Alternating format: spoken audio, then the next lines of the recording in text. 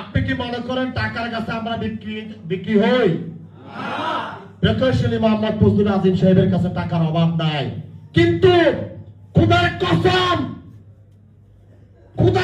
খেয়ে বলে আজ পর্যন্ত ফজলুল আজিম সাহেব বলতে পারবো না আমাকে কখনো 1000 টাকার উপরে পকেট খরচের জন্য দিছে, এবং বলতে পারবে না আমার বাড়ির জন্য একটা টিউবওয়েল দিছে, বলতে পারবে না আমাকে একটা মামলা থেকে বেকসুর খালাস করেছে।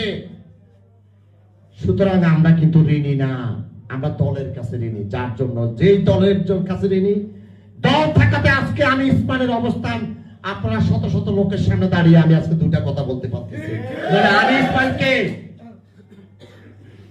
সুতরাং বক্তব্য কথা বলার সময় খুবই সাবধান।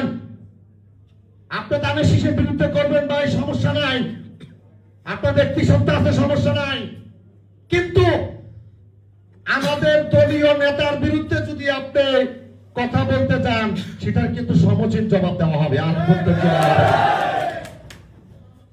আমি আজকে থেকে এই যুবদলের প্রত্যেকটা ওয়ার্ডের নেতৃবৃন্দকে বলতেছি, আপনারা আমাদের দলীয় প্রার্থীর বিরুদ্ধে কেউ যদি কোনো বিদ্রোহ কথা বলে আজকে থেকে আপনারা কঠিন হস্তে দমন করবেন ইনশাআল্লাহ। সমস্ত লাইবিলিটি আছে উপজেলা যুবদল নেবে ইনশাআল্লাহ। আমাকে না বলে আমার সদস্য সচিবকে ফোন দেবেন, আমরা সহ্য করব না। প্রিয় নেতৃবৃন্দ, ভোটের কথা আমার অনেক ভাইরা, এনায়েত ভাই আমার খুব সিনিয়র, আনোয়ার ভাই আমার অনেক সিনিয়র, ওনার সাথে আমি অনেক রাস্তাঘাটে ফাইট করার অভিজ্ঞতা আছে। উনি ওনার বাবার কথা বলছে, মামলা কথা, এটা সত্য কথা। সে মামলা কিন্তু আমিও আসে না, মারার মামলা।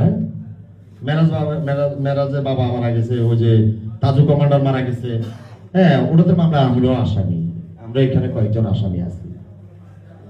ওনারা অনেক ত্যাগ করছে, এটা সত্য কথা, অস্বীকার করি না।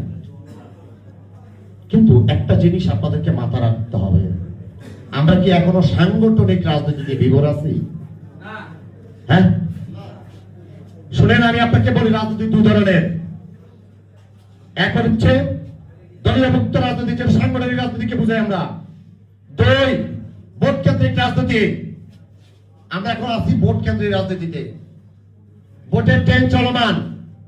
হাতিয়া উপজেলা বিএনপির এবং দানের শীষের এবং অতীতের ভোট কালেকশনটাকে যদি আমরা বিবেচনা করি, ইকুয়েশন করি, ৭৮,০০০ এবং ৭৪,০০০ 2008 সালে, রাইট?